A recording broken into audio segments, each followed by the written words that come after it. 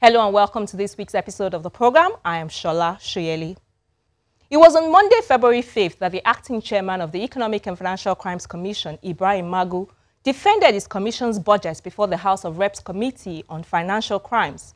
At that session, Mr. Magu also disclosed that the anti-graft agency had recovered about 5 billion naira in 2017. Many have commended the recoveries, but there are still questions about what's happening with the monies, and more importantly, the sincerity of the anti-graft war, especially in the absence of convictions or acquittals in high-profile cases. What's hampering the effective prosecution of these cases? Has the monies forfeited so far been deployed to any use? These and more were some of the questions my colleague, Amaka Okafor, put to an external solicitor with the EFCC, Senior Advocate of Nigeria, Festus Keyamo. Well, you see, nobody in his true conscience will say that we have reached our destination in terms of the anti-corruption war. But we're on a journey, and I think we should be fair enough to assess the journey, whether we have made progress or whether we are at a standstill, for in the last few years. You will agree with me that there has been tremendous progress in the last few years in respect of the anti-corruption war. Even the fiercest critics of the government admit that too. And those who are not mired in the internal politics of Nigeria, which is the African Union, have also acknowledged that by making the president the anti-corruption champion of Africa. Now, those are the most that's the most unbiased angle you can take, because any local angle is either opposition or for government. But for all the African heads of state, who should know better, who feel the pulse of the international community, who look at us with the lenses of unbiased onlookers, they have said, look, this is a man who they think and they know has the true intentions to fight corruption, and that's why they made him the anti-corruption czar or champion of Africa. Now, why do I say so? There's a lot of struggle locally to capture the minds of the people, to steer the narrative away from the fact that we are fighting corruption. And who are those doing this? They are people who have been taken off, their normal routine of eating and stealing from government in the last 2-3 years.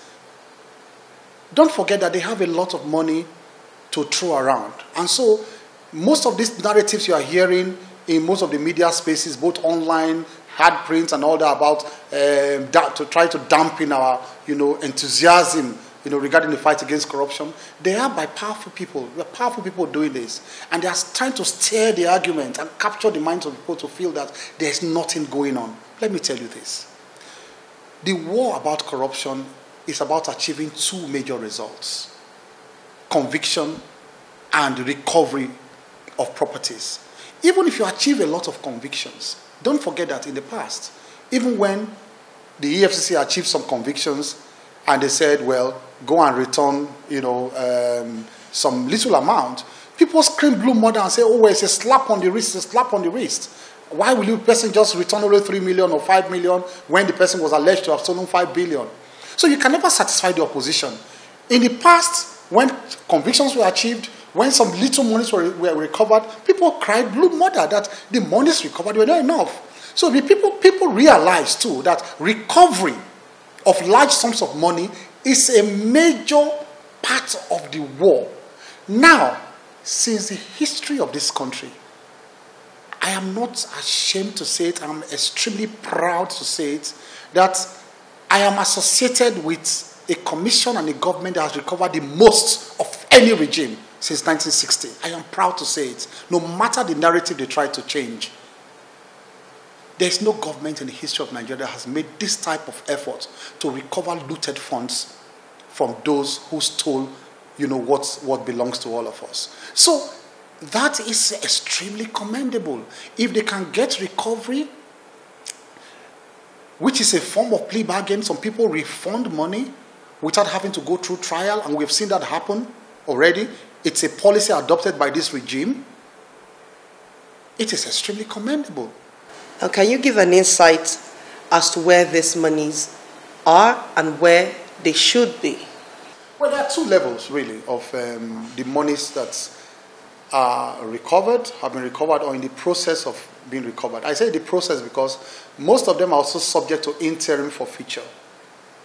So you hear some of these amounts, like the Ikoyi cash, remember the court first made an order that there should be interim forfeiture, and that whoever is interested or whoever has any objection to a final order being made should come forward. So there are actually two levels of this process, and I'm sure you know that.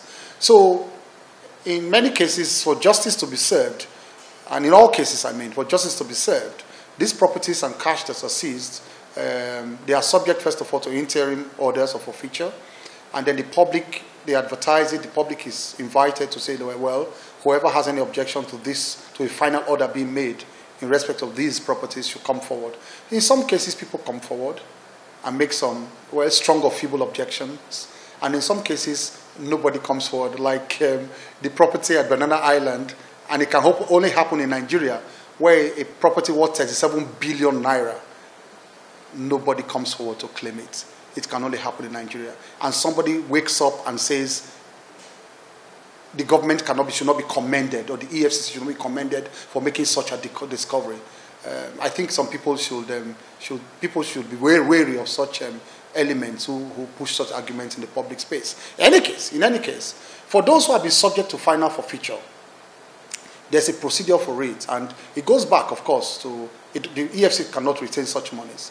It goes back to the federal government, and it becomes public funds to the federation account, and it is subject to be used as part of the budget or any such thing. And the government has a discretion, want to use the monies for. Anybody who even applies under the Freedom of Information Act will get information. Anybody can apply. The funds are there. The federal government is aware of the funds.